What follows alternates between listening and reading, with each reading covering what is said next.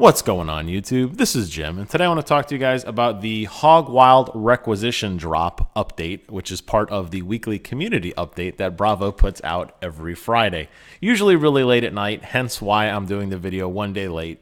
This update came out Friday, May 27th, even though I'm talking about it Saturday, May 28th. That's okay, we're a little bit late. About 17 hours or so, according to the official Halo 5 clock. So first and foremost, he mentions that Halo Wars 2 will be at E3 2016. I'm very excited for this. I don't know if there'll be a playable demo for those of us who aren't getting to go, but at least we'll get to see some video footage from the press that's going to be there and drool and wait for it to finally come to us. So that's kind of exciting. I liked Halo Wars a lot. It didn't seem like it got as much publicity as a lot of the other Halo games, but the fact that it's coming is really, really cool. And now that I'm really into Halo, I think I'm going to appreciate it significantly more than I did the first go-round. The focus this week is on the Hog Wild requisition drop, which they did mention previously is going to be a smaller requisition drop. They've taken a lot of the major functionality that they were going to put in this, and they've pushed it off until later, which will come as part of the Warzone firefight, which is okay. A lot of us are still digging through the infected mode and a lot of the other stuff that came as the Memories of Reach, which I'm okay with. It's still tons and tons of content, and that's great. And there's a lot actually in here, believe it or not. So first and foremost, he shows a picture of all of the requisitions. There aren't as many this go around, obviously, because they're saving a lot of them for later. I'll put a link to the to this blog post in the block below, so you could go ahead and check it out. But by my count, there's 5, 10, 15, 19, 23 requisitions available. The emphasis obviously is on the Warthog, hence the name Hog Wild. Now there are a few other interesting drops in here, including the new hybrid weapon, which I'll talk about in a minute, as well as the new weapon skin that looks kind of gold with a black tinge to it called Aurum, A-U-R-U-M. So that's kind of cool. And now they've added the number 11. So you had 0 through 9, now you have 10, now you have 11. So they're just keep on going with those numbers. I don't know why, but whatever. Anyways, first and foremost, let's talk about some of the new Warthogs that are coming out. They have the Vespin Rocket Warthog. Now this thing looks really, really cool. It's an advanced and deadly rocket hog with high acceleration rocket and faster reload time. Then you have the Rally Warthog, advanced and durable high-speed hog with greatly increased speed and heavy armor. I love the greatly increased speed. I don't know how fast that is going to be. A lot of the maps really don't lend themselves to high acceleration because they're more fish bowls and the maps are a little bit smaller this go around. But I would love to see some of the custom maps that people make where you have a high-speed Warthog. Plus, it looks really cool. It's got this really cool color scheme to it that hopefully my camera picks up a little bit. It's kind of like a green. I mean, it's obviously Rally Warthog, but it reminds me, a lot of that rally racing with all the crazy sponsorships on the side and all the crazy paint schemes. So that's cool.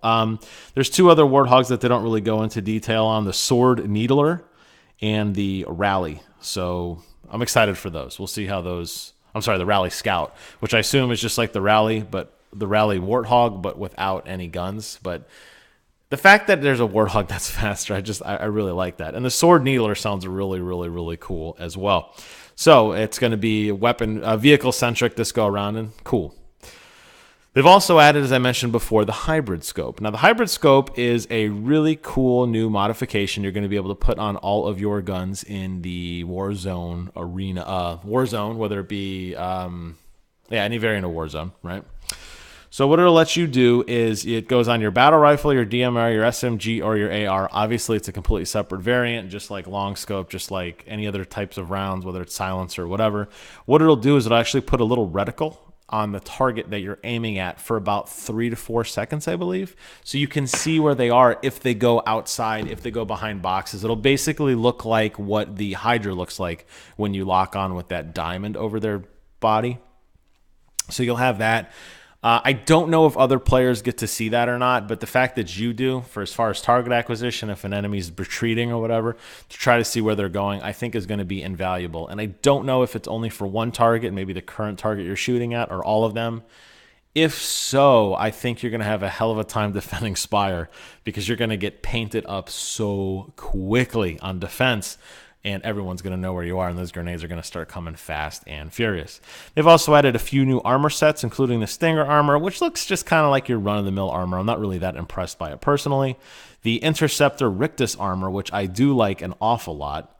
And as I mentioned, the Aurum weapon skin, which is a gold and black kind of looking weapon skin. They've also made the Arena multiplayer summer changes final. After several weeks of internal testing, your feedback from the Team Arena Summer Preview playlist, and multiple rounds of feedback with the HCS Pro League teams, the multiplayer team has locked on final map layouts as well as map and game type combinations for Team Arena and the HCS Pro League, as well as new map layouts for additional playlists.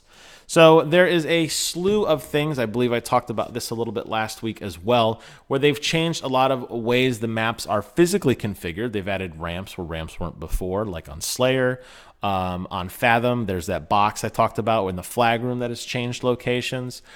There's also changed where weapons are at. So where the railgun used to be, it might be invisibility. The saw has been replaced with this, that, whatever.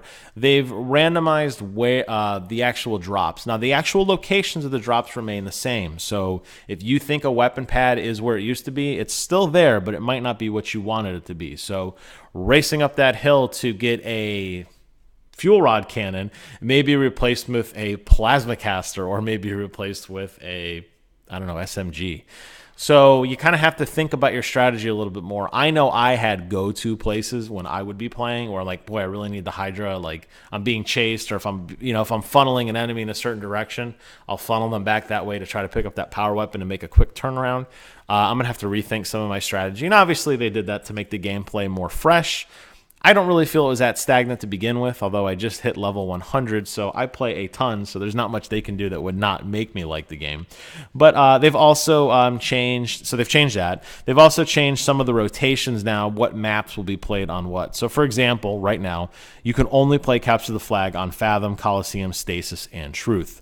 Strongholds can only be played on the Rig, Eden, Empire, and Plaza, and then Slayer is pretty much everything. So they're locking down maps, and this is going to be mostly to support the Pro League play, which is now starting to ramp up as qualifiers continue through. I'm sure they'll change it again at some point later on, but for now, this is what we're stuck with, and that's okay. They talk about the Warzone boss refresh. This is actually a pretty big topic. They have the multiplayer designer talk about it, and they also have their senior systems designer talk about it. I'll break it down for you guys in a nutshell.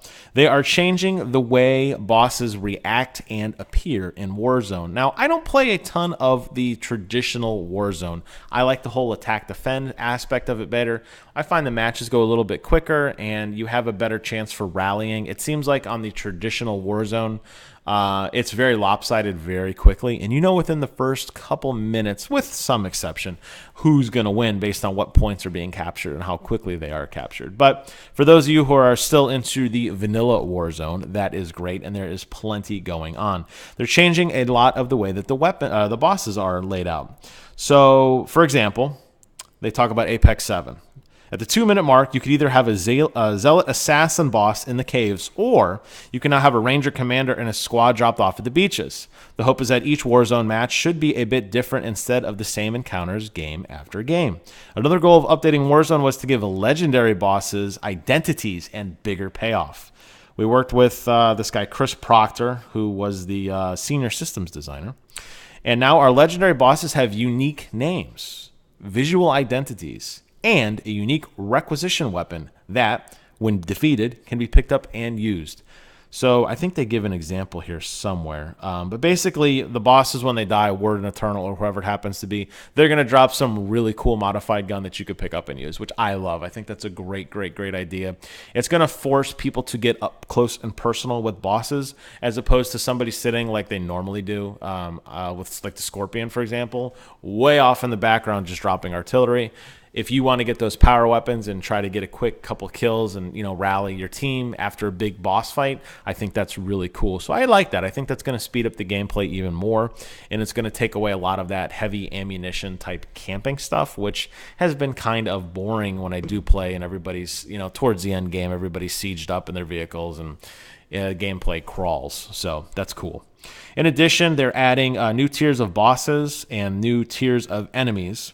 Boss variants will now allow for randomization of bosses, which they just talked about. A hierarchy of characters with color progression will be used on bosses and minions, so players can identify tougher enemies at a glance. So right now the Covenant possession is you're going to have the regular Covenant colors, then the medium ones are red, and then the really tough ones are white. For the Forerunner, it's orange and red. And they call those regular, legendary, and mythic variants. In addition, enemies have interesting weapons to fire at you and then can drop those weapons when they die so that you can try them out yourselves. For example, the Mythic Knight Battle Wagon will now use the Didex Signet, which, in case you didn't know, who doesn't know this, is a scatter shot weapon variant. So you're going to get a lot more diversity. It's going to and really inject that. Right now it's PvPV AI. You're going to really step up that AI by including more difficult bosses at different times, different locations, and definitely different weapons. I think that's going to really make the AI threat significantly greater. I know they've kind of experimented with that a little bit on the latest set of Warzone maps. I'm seeing a lot more AI kind of introduction, and they're definitely a little more aggressive. I would love to see the AI rally and try to take back bases. I don't know if that'll ever happen, but I think that would be really, really cool, and that would really take the AI level to a new game. But the fact that they're out there, and now that they're going to be tougher than they were before and have better weapons to use against you and to be picked up and used against others, I think really makes it a lot of fun. So that's what is going on right now. And then they do some community spotlight, but you can check that out. I will post a link in the description box below so you could read it for yourself. You don't have to take my word for it. But I think this Hog Wild requisition drop is going to actually be pretty cool. I think it's going to have enough stuff in it that's going to keep us pleased. I know E3 is coming up soon. We're all going to go bananas when that comes out. Maybe we'll get some Halo news besides Warzone 2, Halo Wars 2 rather. Maybe we won't. But obviously the next major update will be the Warzone firefight, and I think that's when things are going to really go off the chain. So that's my thoughts on the Halo update. Hope you guys enjoyed the video. I want to thank you guys so much for watching. Get out there, play some Halo, and until next time, I will see you guys on the other side.